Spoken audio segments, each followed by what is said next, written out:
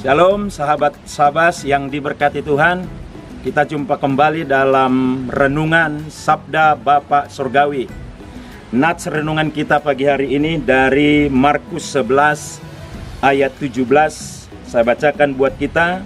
Lalu ia mengajar mereka katanya, bukankah ada tertulis, rumahku akan disebut rumah doa bagi segala bangsa, tetapi kamu ini telah menjadikannya sarang penyamun. Saudaraku yang saya kasihi, saya ambil tema dari ayat kunci ini adalah rumah tangga yang diberkati Tuhan. Saudaraku, dalam rumah tangga pasti kita tahu, di dalam rumah tangga terdapat suami dan istri.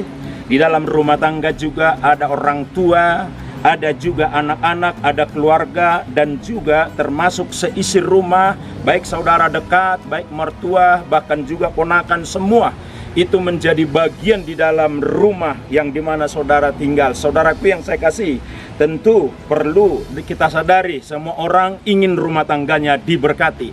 Untuk itu pertanyaannya adalah, rumah tangga yang diberkati Tuhan, rumah tangga yang bagaimana? Yang pertama dari Markus 11 ayat 17 ini, rumah tangga yang diberkati adalah rumah tangga yang menjadikan rumahnya menjadi rumah doa.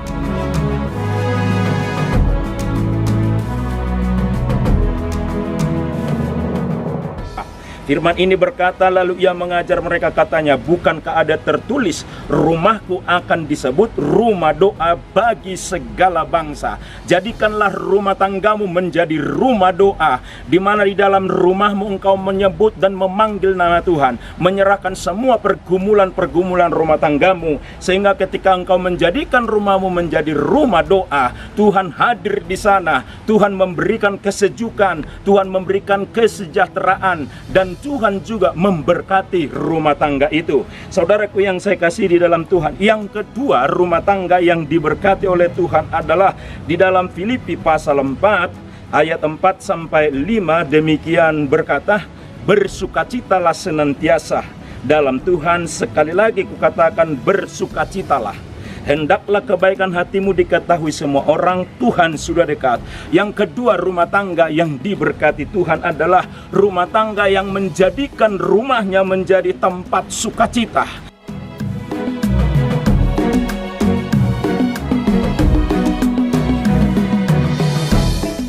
Yang selalu menjauhkan hal-hal yang membawa mereka ada pertengkaran, membawa rumah itu tidak nyaman, tapi menjadikan rumah itu menjadi rumah sukacita. Sukacita terjadi di mana antara suami istri dan anak-anak menikmati sukacita hubungan yang dekat kepada Allah, sehingga kehidupan di dalam rumah itu menjadi kehidupan yang indah, kehidupan yang menyenangkan, karena rumah itu dijadikan menjadi tempat menikmati sukacita, terlebih sukacita yang daripada Tuhan. Yang ketiga adalah rumah tangga yang diberkati Tuhan adalah rumah tangga yang dari rumahnya bisa dinikmati kebaikan-kebaikan bagi banyak orang.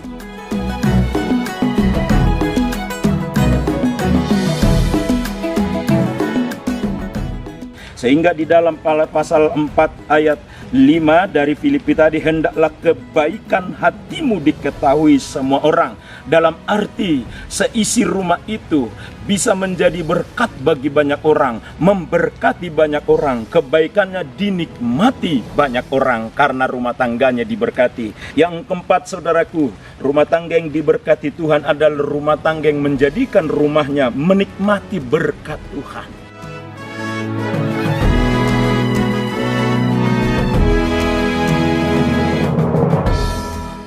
Saudaraku, berkat itu untuk dinikmati. Apakah berkat yang saudara miliki, yang saudara dapatkan bisa dinikmati oleh istri, dinikmati oleh suami, dinikmati anak-anak dan seisi rumah? Mazmur 128 ayat 2-3 berkata, apabila engkau memakan hasil jerih payahmu, berbahagialah engkau dan baiklah keadaanmu.